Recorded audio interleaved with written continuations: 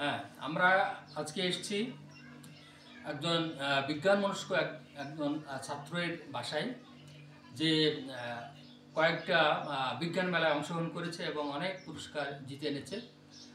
তা এর নাম, তোমার নাম কি? আশিকুল হক। আশিকুল হক ওর নাম। ও ক্লাস 7-এ পড়ে। তা এখন তুমি কি কি চিন্তা করেছিলে, বিজ্ঞান নিয়ে কি কি চিন্তা করেছিলে? স্যার এআই নিয়ে কাজ করার বিশেষ করে চিন্তা ছিল আর কি। এআই জি স্যার। এআই বাংলাদেশে কতটুকু প্রভাব ফেলবে, পারবে এআই? জি স্যার, যদি এআই কে ঠিকঠাক মতো ইউজ করা যায় তাহলে স্যার এটা অনেক ভালো কিছু বয়ে আনতে পারে। এআই মানুষ শুধু এআই অ্যাজ আ কোশ্চেন, মানে তার প্রবলেম সলভ করার জন্য বা তার কোশ্চেনের আনসার দেওয়ার জন্য ব্যবহার করে, কিন্তু এআই কে অনেকভাবে ইউজ করা যেতে পারে। যেমন আমাদের রিসেন্ট যে প্রজেক্টটা ছিল অ্যাডভান্স ট্রাফিক সিস্টেম, ওইখানে আমরা এআই কে as a life saver integrate করেছি, বা যেখানে জীবন যদি ঝুঁকিতে থাকে তখন AI as a life saver কাজ করে। তুমি ক্লাস 7-এ পড়ছো, কিন্তু এতগুলো স্টাডি কখন করো? স্যার আর কি মাঝে মধ্যে যখন সময় পাই, বা স্যার যখন জোরে বলো। স্যার কারোর সাথে কথা বলি এইসব বিষয় নিয়ে, তখন স্যার মাথায় আসে। কার সাথে কথা বলো? বাবা না অন্য বন্ধু? স্যার না। বন্ধু বান্ধব। বন্ধুরা হেল্প করে তোমাকে, না বাবা হেল্প করে, না অন্য ছাত্ররা হেল্প স্যার করবে? বন্ধুরাই হেল্প করে আর কি, তাদের সাথে যখন এইসব বিষয় নিয়ে কথা হচ্ছে তখন একটা আইডিয়া এসে পড়ে আর কি। তোমার বেশি হেল্প করছে কি বিশ্ববিদ্যালয়ের কোনো ছাত্র? জি স্যার, আমাকে মানে আইডিয়াগুলো আমি দিই বা আমার কাছ থেকে আসে, কিন্তু মানে যখন একটা পদ্ধতি বা একটা সোজা গাইড হিসেবে দেয় তখন আর কি বলার একটা হচ্ছে আইডিয়া, যেটা হচ্ছে আমাদের থিম, মেইন থিম, কিন্তু যদি এটাকে আগে নেওয়া যায় একজন গার্জিয়ান লাগবে। তো সেজন্য আমাদের এই বিশ্ববিদ্যালয়ের একজন ভাই, যার নাম হচ্ছে মোহাম্মদ নাফিস জামান, সে সিএসসি ডিপার্টমেন্টে একজন। ও আমাদের আমাদের মুকুল স্যার, আমাদের শুদ্ধ মুকুল স্যারের ছেলে, তাই না?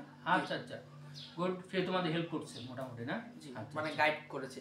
এখন তোমার বর্তমান যে এগুলো তো অতীত হয়ে গেছে আমাদের, হ্যাঁ, পাস্ট হয়ে গেছে। এখন কি নিয়ে চিন্তা করছো যে এটা নেক্সট মেলায় আমি সাবমিট করব?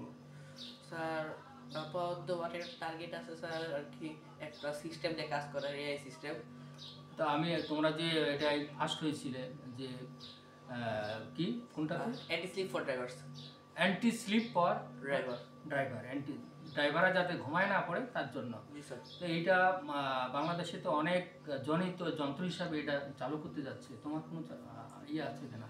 আমরা আর কি শুরুতে এটা দিয়ে করেছি একটা কপি জিনিস হিসেবে, কিন্তু ওইখানে আমরা একটা সোলার অ্যাড করেছিলাম, যেটা এখন কেউ অ্যাড করে নাই। আমরা চাচ্ছি যে সব কিছু সোলার অ্যাড করতে, কারণ সোলার যে বিদ্যুৎটা খরচ হয় ওটা আর কি কমিয়ে দেয় আমাদের। তো সোলারের ইউজ করে আমরা বিদ্যুৎটা অনেক কম খরচ করবো আমাদের প্রজেক্টে, যেটা অন্যদের প্রজেক্টে ডিরেক্ট কারেন্ট দেওয়া হওয়ার কারণে আরো বেশি বিদ্যুৎ খরচ হয়। তো এটা একটা ফ্যাসিলিটি। আচ্ছা, প্রিয় দর্শক মণ্ডলী, আপনারা দেখছেন যে একজন সপ্তম শ্রেণীর ছাত্র তার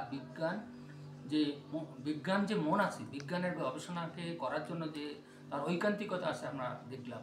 তার বাবা আছে একজন ব্যাংকার। হ্যাঁ জি, আপনি একজন ব্যাংকার। উনিও বিশ্ববিদ্যালয়ে পড়ো একজন ছাত্র। তো আপনি কতটুকু সাপোর্ট দিতে চাচ্ছেন? আমি সম্পূর্ণ সাপোর্ট দিতে চাই। আচ্ছা, সম্পূর্ণ সাপোর্ট দিতে চাচ্ছেন, কিন্তু আমরা জানি যে টমাস আলভা এডিসন, তার মা তাকে অনেক ইয়ে করছে, অনেক সাপোর্ট দিয়েছে। তার মা তাকে অনেক কষ্ট করে টমাস আলভা এডিসনকে নিয়েছে। বিল গেটসের মাও কিন্তু অনেক সাপোর্ট দিয়েছে। আপনি তো সাপোর্ট দিচ্ছেন নাকি?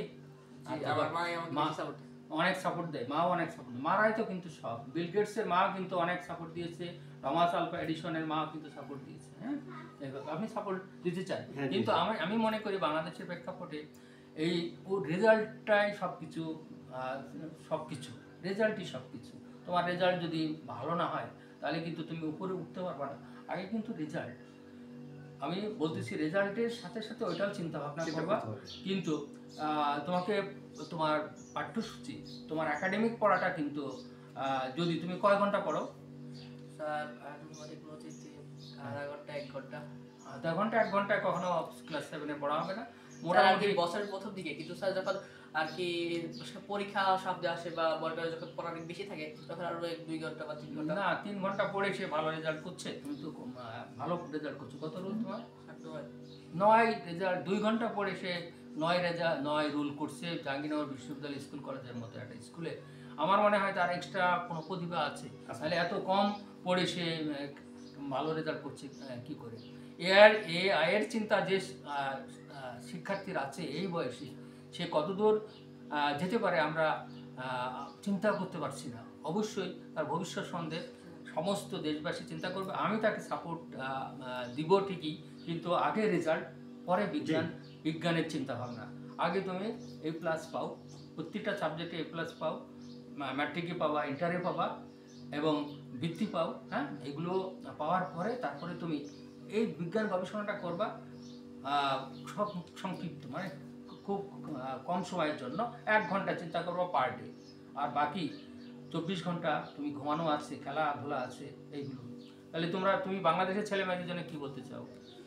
যে এখন যেহেতু প্রযুক্তি অনেক আগাচ্ছে, বিশেষ করে যারা প্যারেন্টস আছে তাদের জন্য একটা কথা, যে প্রযুক্তি অনেক আগাচ্ছে কিন্তু তারা আর কি এগুলোর চেয়ে বেশি আর কি বইকে সাপোর্ট দিচ্ছে বেশি, মানে তাদেরকে প্রযুক্তির সাথে যাতে এগিয়ে যেতে আর কি সাপোর্ট দেয়। আচ্ছা আচ্ছা, তা আমার শেষ কথা হলো যে তুমি স্বপ্ন বেশি দেখো, কিন্তু তুমি ক্ষুদ্র দিয়ে শুরু করো। হ্যাঁ, তুমি ক্ষুদ্র দিয়ে শুরু করতে হবে। হ্যাঁ, মানে big dreams but start with small. হ্যাঁ, এটাই বিশ্বাস করো তো।